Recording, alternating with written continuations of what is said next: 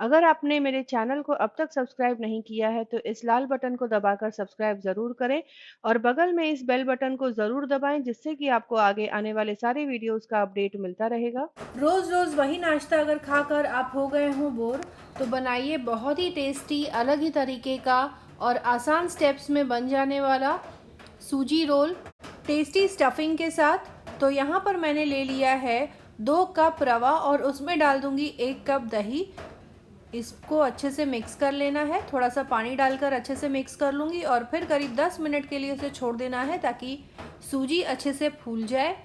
फिर नमक डालकर इसे अच्छे से फेंट कर एकदम फ्लोइंग कंसिस्टेंसी, यानी जिस तरह से हम इडली का बैटर तैयार करते हैं बिल्कुल उसी तरह से एक गाढ़ा बैटर बनाकर तैयार कर लेना है। सूजी की इडली बनाते हैं तो उस समय जैसा हम गाढ़ा इडली का बैटर रखते हैं बिल्कुल उसी तरह से इस बैटर को तैयार करना है। अगर ये बैटर ज़्यादा गाढ़ा हुआ तो जो सूजी रोल होगा वो सख्त बनेगा, उसमें वो मॉइस्चर नहीं होगा, वो सॉफ्टनेस नहीं होगी। तो इसीलिए परफेक्ट मॉइस्चर होना बहुत ही ज़रूरी है इस बैटर में। अब यहाँ पर मैंने कुछ ग्लास लिए हैं, इसमें तेल डालकर ब्रश से इसे अच्छे से ग्रीस कर लें। अब हम स्टफिंग तैयार करेंगे। तो यहाँ पर कढ़ाई में मैंने ले लिया है करीब 3 बड़े चम्मच तेल, इसमें डाल दिया है 1 छोटा चम्मच राई थोड़ा सा तड़क जाए इसके बाद इसमें मैं डाल दूंगी करीब 4 से 5 मिर्च बारीक कटी हुई और 10 से 12 कड़ी पत्ते, इनको भी मैंने बारीक काट लिया है। इनको थोड़ा सा भून लें। उसके बाद इसमें मैं डाल दूंगी 1 बड़ा चम्मच दरदरा कूटा हुआ लहसुन, इससे बहुत अच्छा टेस्ट आएगा। इसके बाद इसमें मैं डाल दूंगी 1 बड़ा प्याज बारीक कटा हुआ। प्याज को हल्का सुनहरा होने तक भून लेना है। अब इसमें डाल दूंगी आधा छोटा चम्मच हल्दी पाउडर और 1 छोटा चम्मच कश्मीरी लाल मिर्च पाउडर और साथ ही में डाल दिया है मैंने आधा छोटा चम्मच धनिया पाउडर, 1/4 छोटा चम्मच जीरा पाउडर और आधा छोटा चम्मच गरम मसाला। इन सारे मसालों को अच्छे से मिक्स करके करीब 30 सेकेंड के लिए प्याज के साथ धीमी आंच पर भून लें। इसके बाद इसमें मैं डाल दूंगी 300 ग्राम आलू, जिसे उबाल कर रख लिया है मैंने। अच्छे से उबालें आलू और गर्म रहते ही प्याज के साथ अच्छे से मिक्स कर लेना है। आप चाहें तो आलू को कद्दूकस भी कर सकते हैं, लेकिन यहाँ पर अगर आलू अच्छे से उबला हुआ है और गर्म रहते ही उसे आप मसालों के साथ मिक्स करें तो काफ़ी अच्छे से मिक्स हो जाते हैं और ज़्यादा गुठलियाँ भी नहीं होती है उसमें। ये देखिए, और इसे अब तब तक भूनना है जब तक कि ये आटे की तरह एक साथ ना आने लगे, कढ़ाई से अलग ना होने लगे, तब तक इसे भून लेना है। आलू के साथ ही मैंने यहाँ पर डाल दिया है 1/3 कप मटर। हरी मटर यहाँ यूज़ कर रही हूँ, फ्रोज़न वाली। अगर आप ताज़ी मटर यूज़ कर रहे हैं तो उसे प्याज के साथ थोड़ा भूनें और तब आलू डालें। यहाँ पर फ्रोज़न मटर यूज़ कर रही हूँ तो मैंने आलू के साथ मिक्स किया है। अब यहाँ डाल दूँगी मैं नमक स्वाद अनुसार और इसे भी अच्छे से मिक्स कर लूँगी। 2 से 3 मिनट इसे भून लेना है एकदम धीमी आंच पर। एकदम आटे की तरह यह पूरा मिक्सचर एक साथ आ जाएगा। तो ये देखिए हमारा स्टफिंग बन के तैयार हो गया है। आखिर में मैंने डाल दिया है आधा नींबू का रस, यानी करीब 2 बड़े चम्मच, और बारीक कटा हुआ हरा धनिया डालकर इसे अच्छे से मिक्स कर लूँगी। तो हमारा स्टफिंग बनकर तैयार हो गया है। इसे मैं ठंडा हो जाने के लिए रख दूँगी। ठंडा हो जाने के बाद इसे रोल बनाकर तैयार कर लेना है, यानी जितनी ग्लास की लंबाई हो उसके आधे से थोड़ा सा ऊपर रखें, बहुत ज़्यादा बड़ा न करें, नहीं तो फिर सूजी का जो मिक्सचर है उसके लिए जगह पर्याप्त नहीं होगी और ये सूजी से अच्छे से कोट नहीं होगा। अब यहाँ पर बैटर चेक कर लेते हैं। अगर बैटर ज़्यादा गाढ़ा लगे तो थोड़ा थोड़ा पानी डालकर उसे अच्छे से मिक्स करके एकदम इडली के बैटर की तरह बना लेना है। सूजी में मैंने डाल दिया है नमक स्वाद अनुसार। थोड़ा थोड़ा करके पानी डालें, ध्यान रखें कि बैटर को बहुत ज़्यादा पतला भी नहीं करना है।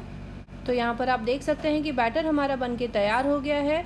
अब आलू के मसाले का रोल हमें बनाना है। तो इस तरह से आलू का मिक्सचर हाथों में लेकर और जितनी ग्लास की लंबाई हो उस हिसाब से इसके रोल बनाकर तैयार कर लेने हैं।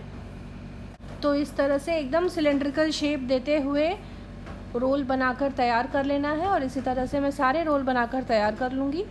अब आखिर में सूजी के बैटर में डाल दूँगी 1 पैकेट इनो और इसे अच्छे से मिक्स कर लेना है। हल्के हाथों से एक डायरेक्शन में अच्छे से मिक्स कर लें और अब तुरंत ही हम सूजी रोल बनाना शुरू करेंगे। इनो डाल देने से बैटर तुरंत ही लाइट हो जाएगा, हल्का हो जाएगा। आप देख सकते हैं यहाँ पर। तो यहाँ पर अब मैं बैटर को ग्लास में डालना शुरू करूँगी। आधा ग्लास सूजी के बैटर से भर लेने के बाद डाल दूँगी आलू का रोल एकदम ग्लास के बीचों बीच, और उसके बाद थोड़ा सा बैटर और डालकर आलू के रोल को पूरी तरह ढक लेना है और ये मैं पूरे ग्लास में इसी तरह से भर लूँगी। तो ये देखिए यहाँ पर सूजी के बैटर में मैंने आलू के रोल को डाल दिया और बैटर को ऊपर से इस तरह से एक पतली सी लेयर लगाकर ढक लें। और इसके बाद ये सारे ग्लास भर कर दूसरी तरफ मैंने एक बड़े भगोने में पानी उबलने के लिए रख दिया है। स्टैंड के ऊपर प्लेट रख दी है। इन सारे ग्लास को उसमें रख कर मीडियम आंच पर 15 मिनट के लिए पकने के लिए छोड़ दें। यहाँ पर मैंने ढक्कन लगा लिया है ताकि ये जो रोल है एकदम अच्छे से पक जाए। पक जाने के बाद आप देख सकते हैं कि कितना फूल गया है सूजी। इसे अच्छी तरह ठंडा हो जाने दें और फिर चाकू की सहायता से इस तरह से किनारे से छुड़ा लें। सूजी का रोल आसानी से निकल जाएगा और उसके बाद सूजी के रोल को ग्लास में से अलग कर लेना है। अभी भी सूजी रोल थोड़ा सा गर्म है तो इस तरह से मैं कपड़े से पकड़कर ये देखिए रोल आसानी से बाहर आ जाता है। और अब इस सूजी के रोल को मैं दूंगी तड़का, जिससे कि ये सूजी रोल और भी ज़्यादा। तड़का देने के लिए कढ़ाई में मैंने डाल लिया है 2 बड़े चम्मच तेल और उसमें डाल दिया है 1 छोटा चम्मच राई। राई थोड़ा तड़क जाए उसके बाद उसमें मैं डाल दूंगी आधा छोटा चम्मच कश्मीरी लाल मिर्च पाउडर और आधा छोटा चम्मच चाट मसाला। इनको अच्छे से मिक्स कर लें। आंच को मैंने एकदम धीमे फ्लेम पर रखा हुआ है ताकि ये मसाले जले नहीं।